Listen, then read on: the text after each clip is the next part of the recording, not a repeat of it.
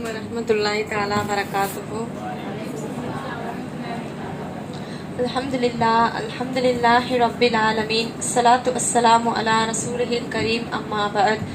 ஃபக்கத் கால அல்லாஹு தஆலா ஃபில் குர்ஆனில் அதீம் வ ஃபில் ஃபுர்கானில் மஜீத். அஊது பில்லாஹி மினஷ் ஷைத்தானிர் ரஜீம். பிஸ்மில்லாஹிர் ரஹ்மானிர் ரஹீம். அகிலத்தை படைத்து பரிபாலித்துக் கொண்டிருக்கும் ஏகவல்லோனாகிய அல்லாஹ்விற்கே மாபெரும் புகழனைத்தும். அல்ஹம்துலில்லாஹ்.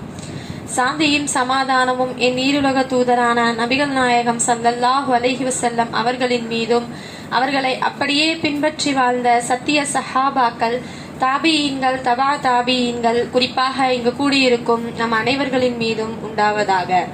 ஆமீன். அன்பிற்கினிய அல்லாஹ்வின் நல்லடியார்களே, இன்று எனக்கு கொடுக்கப்பட்டுள்ள தலைப்பு ஆஷுரா நோன்பு. ஆஷுரா நோன்பு என்றால் என்ன? அது ஏன் நம் மீது கடமையாக்கப்பட்டது?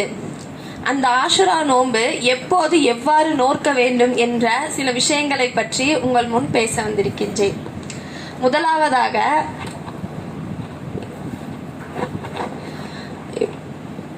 முதலாவதாக ஆஷுரா நோன்பு என்றால் என்ன அப்படிங்கிறத பார்ப்போம். ஆஷுரா அப்படின்னா முஹர்ரம் 10ஆம் நாள் அப்படிங்கிறது சரியான பொருள்படும். இப்போ இந்த ஆஷுராவுடைய நாள்ல தான் கொடுங்காலன் ஃபிரௌனை வந்து அல்லாஹாலா மூசா அலைஹிஸ்ஸலாம் அவங்களிடத்துலையும் அவங்களுடைய சமூகத்தாரையும் வந்து அந்த ஃபிரௌனிடத்துல வந்து மூசா அலைஹிஸ்ஸலாம் அவங்களுடைய சமூகத்தாரை வந்து காப்பாற்றப்பட்ட அந்த செங்கடல்ல அந்த ஃபிரௌனை மூழ்கடிக்கப்பட்ட அந்த நாள் தான் அந்த முஹர்ரம் நாள். இந்த முஹர்ரம் 10ஆம் நாள்ல தான் வந்து இந்த நிகழ்வு வந்து நடைபெற்றது. இந்த நிகழ்வுக்கு நம்ம நன்றி செலுத்தும் விதமாக தான் நம்ம வந்து இந்த ஆஷுரா நோன்பு வந்து நம்ம வைக்கிறோம். அதாவது 9 மற்றும் 10ஆவது நாள்ல இந்த நோன்பை நம்ம வைக்கிறோம். இந்த நோன்புக்கு தான் ஆஷுரா நோன்பு அப்படின்னு சொல்லப்படுது. இந்த நோன்பை நோக்கிறது நபி ஸல்லல்லாஹு அலைஹி வஸல்லம் அவங்களுடைய சுன்னத்தாகும். அடுத்ததா ஆஷுரா நோன்பு ஏன் கடமையாக்கப்பட்டது அப்படின்றத பார்த்தா, அதாவது இப்னு அப்பாஸ் ரலியல்லாஹு அவர்கள் கூறுகிறார்கள், அதாவது நபி ஸல்லல்லாஹு அலைஹி வஸல்லம் அவங்க வந்து மதீனாவுக்கு வராங்க. அப்ப நபி ஸல்லல்லாஹு அலைஹி வஸல்லம் அவங்க மதீனாவுக்கு வரும் பொழுது யூதர்கள் எல்லாம் வந்து நோன்பு வச்சிருக்காங்க.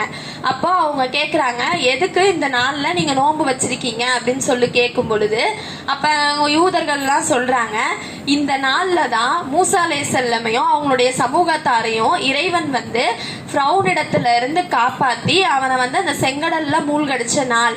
அதுக்கு நன்றி செலுத்துற விதமா தான் மூசா அலைஹிஸ்ஸலாம் அவங்க வந்து நோன்பு வச்சாங்க. அதனால நாங்களும் வந்து நோன்பு வைக்கிறோம் அப்படின்னு சொல்லியிருக்காங்க.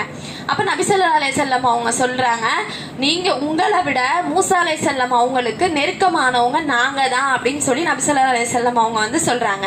அப்ப இதுல இருந்து என்ன தெரியுதுன்னா, நெருக்கமானவங்க நம்ம தான் அப்படின்னு சொல்லும் பொழுது நம்ம வந்து அதாவது நபி ஸல்லல்லாஹு அலைஹி வஸல்லம் அவங்க வந்து ஏன் இந்த நோன்பை வந்து 2 நோன்பா கடமையாக்குனாங்க அப்படின்னா, யூதர்கள் வந்து அதனுடைய நினைவாக ஒரு நோன்பு வச்சாங்க.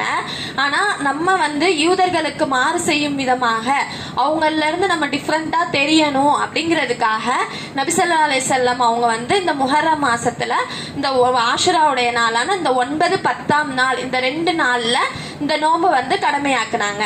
இப்போ நிறைய பேர் வந்து கேட்குறாங்க, இப்போ 2 நோன்பு தான் நம்ம வந்து கண்டிப்பாக வச்சே ஆகணுமா? 9 மற்றும் 10 இல்லை 10 மற்றும் 11 இந்த 2 நோன்பு நம்ம கட்டாயமாக நம்ம வச்சே ஆகணும். இது நபி ஸல்லல்லாஹு அலைஹி வஸல்லம் அவங்களுடைய சுன்னத்து. இப்போ நம்ம ஏதாவது ஒரு நிர்பந்தம் நம்ம கிட்ட இருக்கு, நிர்பந்தத்தின் காரணமாக நம்ம ஏதாவது ஒரு நோன்பை விட்டுட்டு ஒரு நோன்பு வைக்கிறதுல தப்பு இல்லை. நம்ம வேணும்னு விடக்கூடாது. என்னால வைக்க முடியாது, இந்த நோம்புலாம் என்னால வைக்க முடியல, சும்மா ஒரு நோன்பு வைப்போம் அப்படின்னு சொல்லி அந்த மாதிரிலாம் நம்ம வைக்காம, ஏதோ ஒரு நிர்பந்தத்தின் காரணமாக நம்ம வந்து ஒரு நோன்பை விடுறதுல தப்பு இல்லை அப்படின்னு சொல்லி நபி ஸல்லல்லாஹு அலைஹி வஸல்லம் அவங்க வந்து சொல்லியிருக்காங்க. இப்போ வந்து நபி ஸல்லல்லாஹு அலைஹி வஸல்லம் அவங்க வந்து சொல்லியிருக்காங்க, இந்த ஆஷுரா நோன்பு வைக்கிறதன் மூலமாக நாம் வந்து முந்தைய ஓராண்டு செய்த அந்த சிறு பாவங்கள் எல்லாம் மன்னிக்கப்படும் அப்படின்னு சொல்லியிருக்காங்க. அப்போ இந்த நோன்பு வைக்காதவங்களுக்கு என்ன கூலி அப்படின்னு கேட்டோம் அப்படின்னா, அதாவது ஆஷுரா நோன்பு வைக்காதவங்களுக்கு வந்து எப்பவுமே வந்து ஆஷுராவுடைய நோன்பு அந்த 2 நோன்பையுமே சரியாக கடைபிடிப்பாங்க, எல்லா அமல்களையுமே சரியாக செய்வாங்க. அவங்க வந்து ஒரு ஓர்மையான நிய்யத்தோட இருப்பாங்க. ஆனா அவங்களுக்கு வந்து அந்த நிர்பந்தத்தின் காரணமாக, அதாவது ஒரு பயணத்துல இருப்பாங்க, அவங்க வந்து நோய்வாய்ப்பட்டு இருப்பாங்க, அல்லது ஹைலு அல்லது நிஃபாஸ், அந்த நிலைமைகள்லாம் அவங்க இருக்கும் பொழுது அவங்களால அந்த நோன்பு வைக்க முடியாம போயிருது. அப்போ அவங்களுடைய அந்த சரியான நிய்யத்தை வந்து அவங்களுடைய கல்புல இருந்தாலே அல்லாஹ்தாலா அதற்குரிய கூலியை வந்து அல்லாஹ்தாலா வந்து கொடுத்துறான். இதை வந்து நபி ஸல்லல்லாஹு அலைஹி வஸல்லம் அவங்க வந்து சொல்லியிருக்காங்க, ஒரு அடியான் ஆரோக்கியம் உள்ளவனாய் ஊரில் இருக்கும்போது செய்யும் நற்செயல்களுக்கு கிடைப்பது போன்ற அதே நற்பலன் அவன் நோயுற்று விடும்போதும் பயணத்தில் இருக்கும் போதும் அவனுக்கு வந்து நோயிற்று இருக்கும் போதும் அவன் பயணத்தில் இருக்கும் போதும் அவன் பாவம் ஏதும் செய்யாமல் இருக்கும் வரை அவனுக்கு எழுதப்படும் அப்படின்னு சொல்லி நபி ஸல்லல்லாஹு அலைஹி வஸல்லம் அவங்க வந்து சொல்றாங்க.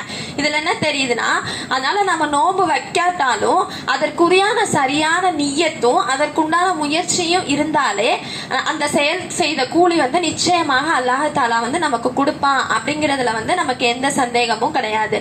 இதை அல்லாஹ்தாலா தன்னுடைய திருமறையாம் குர்ஆனிலே கூறும் பொழுது, இன்னல் இத்தத ஷுஹூரி இந்தல் இஸ்னா அஷர ஷஹரன் ஃபீ கிதாபில்லாஹி யௌம ஹலகஸ் ஸமாவாதி வல் அர்த மின்ஹா அர்பஹத ஹுரூமுன்.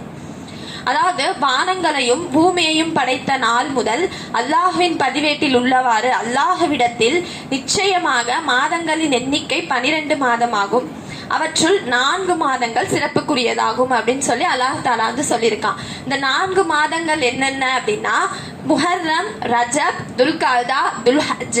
இந்த 4 மாதங்கள்ல சிறப்பு மிக்க மாதம் அப்படின்னு பார்க்கும் பொழுது முஹர்ரம் மாதம். அந்த முஹர்ரம் மாதத்துல இந்த ஆஷுராவுடைய நோன்பு வந்து மிகுந்த ஒரு சிறப்புக்குரிய நாளாக அல்லாஹ்தாலா வந்து நமக்கு வந்து இது பண்ணியிருக்கான். அப்போ ஆஷுரா அப்படிங்கிறதுனா என்னன்னா, ஆஷனூரா அப்படிங்கிறது வந்து சுருக்கமாகும்.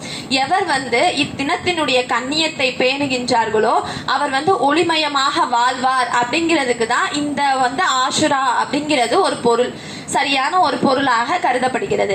அதாவது இந்த நாள்ல வந்து சிறந்த ஒரு முக்கியத்துவம் என்ன அப்படின்னு பார்த்தோம்னா, அதாவது ஆஷுராவுடைய நாள்ல நம்ம நோன்பு வச்சு காலையிலிருந்து மாலை வரைக்கும் நம்ம ஒரு முக்கியமான அமல் அப்படின்னு என்னன்னு பார்த்தோம்னா துவா கேட்கக்கூடியதற்கு மகத்தான நாள் எதுன்னு கேட்டோம்னா இந்த ஆஷுராவுடைய நாள்ல தான்.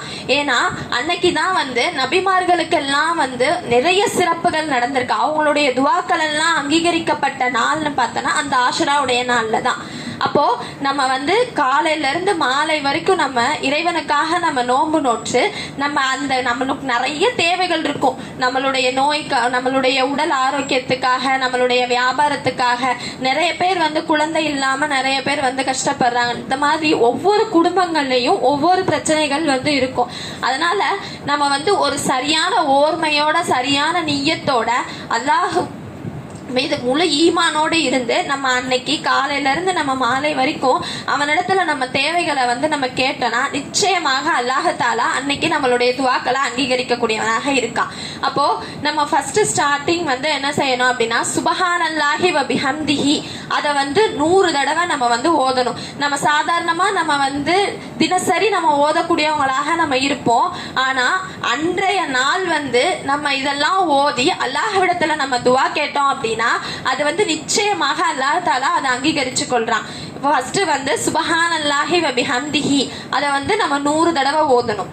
இரண்டாவதாக வந்து இஸ்திக்ஃபார், அல்லாஹ்விடத்துல பாவ மன்னிப்பு தேடக்கூடியவராக நம்ம இருக்கணும்.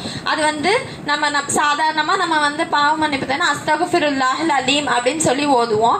ஆனா இஸ்திக்ஃபார்லயே சிறந்த இஸ்திக்ஃபார் வந்து செய்யுதுல் இஸ்திக்ஃபார் அப்படின்னு சொல்லி இருக்கு. அதை வந்து நம்ம அன்னைக்கு வந்து 100 தடவை அதை வந்து நம்ம ஓதணும். மூன்றாவதாக நபி ஸல்லல்லாஹு அலைஹி வஸல்லம் அவங்களின் மீது சலவாத்தை வந்து நம்ம 100 தடவை ஓதி, இதெல்லாம் இந்த 3ஐயுமே வந்து நம்ம 100 தடவை ஓதி அல்லாஹ்விடத்துல வந்து நம்மளுடைய தேவைகளை வந்து நம்ம கேட்டோம் அப்படின்னா நிச்சயமாக அல்லாஹ்தாலா வந்து நம்மளுடைய துவாக்களை அங்கீகரிக்கக்கூடியவனாக இருக்கிறான். முக்கியமா நம்ம வந்து குழந்தை பாக்கியம் வேண்டி இந்த நாள்ல வந்து இதெல்லாம் ஓதி நம்ம வந்து அல்லாஹ்விடத்துல துவா கேட்டோம் அப்படின்னா நிச்சயமாக கண்டிப்பாக அல்லாஹ் தாலா வந்து இதை நமக்கு வந்து கபூல் செஞ்சு கொடுக்கக்கூடியவனாக இருக்கிறான். ஒரு சம்பவம் பார்த்தோம்னா, சிறையில் வந்து ஒரு இறை மறுப்பாளர் வந்து சிறையில வந்து இருக்காரு. அவர் வந்து சிறையில இருந்து தப்பிச்சு ஓடி வந்துடுறாரு. அன்னைக்கு வந்து ஆஷுராவுடைய இரவாக அன்றைய நாள் வந்து இருக்கு. அப்ப குதிரைப்படை வீரர்கள்லாம் என்ன செய்யறாங்கன்னா, அந்த மனிதரை தேடி வந்து போறாங்க.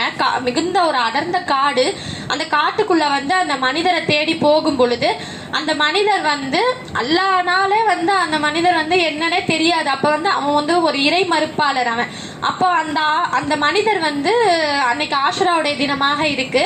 அப்ப அந்த மனிதர் வந்து நினைக்கிறாரு மனசுக்குள்ள, இந்த வீரர்களிடத்துல சரணடைவதா நம்ம அல்லாஹ்விடத்துல சரணடைவதா அப்படின்னு சொல்லி அந்த பொழுது வந்து அந்த மனிதர் வந்து சிந்திக்கிறாரு. அந்த பொழுது வந்து சிந்திக்கிறாரு. அப்ப வந்து அந்த மனிதர் வந்து அல்லாஹ்விடத்துல வந்து துவா கேட்கிறாங்க. இந்த ஆஷுராவுடைய நாளினுடைய பரக்கத்தின் பொருட்டால் நீ வந்து அந்த சிறைவாசிகளிடத்துல அந்த வீரர்களிடத்துல இருந்து என்னை காப்பாத்திடுறா அல்லாஹ் அப்படின்னு சொல்லி அந்த மனிதர் வந்து அல்லாஹ்விடத்துல துவா கேட்கிறாங்க. அப்போ அல்லாஹ் தாலா அந்த குதிரை வீரர்கள்ட்ட இருந்து அவங்களுடைய கண்ணை மறைச்சு அந்த மனிதரை வந்து காப்பாத்திடுறாங்க. அப்போ அந்த மனிதர் அதற்கு நன்றி செலுத்தும் விதமாக நோன்பு வச்சிடுறாரு. அப்போ அந்த மனிதருக்கு வந்து சாப்பிட எதுவுமே இல்லை. நோன்பு திறக்கிறதுக்காக வேண்டி அந்த மனிதருக்கு சாப்பிட எதுவுமே இல்லாதனால அந்த மனிதர் வந்து ரொம்ப மயங்கிடுறாங்க. அப்ப அல்லாஹ் தாலா அவருடைய கனவுல வந்து சுவனத்தோட நீரையும் சுவனத்தோட உணவையும் வந்து அந்த மனிதருக்கு வந்து கொடுத்து நோன்பு திறக்கும்படி கனவுல வந்து அல்லாஹ் தாலா வந்து செலுத்துறான். அந்த மனிதருக்கு அந்த கனவு கண்டதே வந்து 20 வருடங்களுக்கு அந்த மனிதருக்கு வந்து பசிங்கிறதே இல்லாம அந்த மனிதர் வந்து வாழ்ந்தாராம். அப்போ இதுல இருந்தே நமக்கு தெரியுது, அந்த மனிதர் அந்த ஒரு நாள்ல வந்து அந்த ஒரு துவா கேட்டது அங்கீகரிக்கப்பட்டது. அல்லாஹ் தாலா அந்த மனிதருக்கு எவ்வளவு பெரிய ஒரு அந்தஸ்தை கொடுத்திருக்கான் அப்படிங்கிறத நம்ம சிந்திச்சு பார்க்கணும். அப்போ நம்மெல்லாம் வந்து அல்லாஹ்விடத்துல இந்த ஆஷுராவுடைய நாள்ல 9 மற்றும் 10 அல்லது 10 மற்றும் 11ஆம் நாள் நம்ம வந்து ஆஷுராவுடைய நோன்பு வச்சு நம்ம வந்து அந்த நாளை வந்து நம்ம ஒரு பொடும்போக்காக நினைக்காமல் நம்ம ஒரு முழு ஈமானோடு அல்லாஹ்விடத்துல வந்து நம்மளுடைய தேவைகளை வந்து கேட்டு அதை வந்து அல்லாஹ் தாலா நமக்கு பூர்த்தி செய்து வைப்பானாக. மேலும் அருளின் வெளிப்பாடாக தோன்றும் இந்த ஆஷுரா தினத்தை நற்செயர்களால் அலங்கரிப்பது வாழ்வில் ஏற்றம் பெற வழிவகுக்கும். உருண்டோடும் ஓராண்டு ஒளிமயமாக காட்சி தரும். வசப்படும் வாழ்க்கை முழுவதும் வசந்தங்கள் வீச இறையருள் துணை புரியும். வாஹிர் தவானா அல்ஹம்துலில்லாஹி ரப்பில் ஆலமீன். அஸ்ஸலாமு அலைக்கும் வரஹ்மத்துல்லாஹி தஆலா வ பரகாத்துஹு. வலைக்கும் ஸலாம் வரஹ்மத்துல்லாஹி தஆலா வ பரகாத்துஹு. அல்ஹம்துலில்லாஹ், மாஷா அல்லாஹ், பாரக்கல்லாஹ். ஜாஹிரா அலிமா